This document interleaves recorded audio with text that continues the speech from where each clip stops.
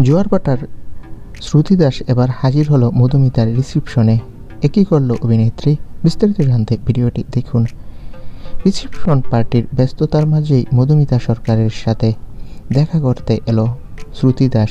কাজ ও ব্যক্তিত্ব দুই ক্ষেত্রেই নিজের অবস্থান স্পষ্ট রাখতে পছন্দ করেন শ্রুতি দাস। সেই মানসিকতার ছাপ তার উপস্থিতিতেও দেখা যায়। হাতে ছিল একটি সুন্দর বক্সে মোড়ানো উপহার, যা তিনি হাসিমুখে মধুমিতার হাতে তুলে দেন।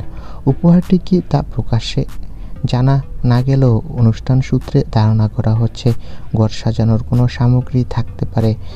নতুন দাম্পত্য জীবনের এই ধরনের উপহারকে অনেকেই শুভ সূচনা হিসেবেই দেখেন।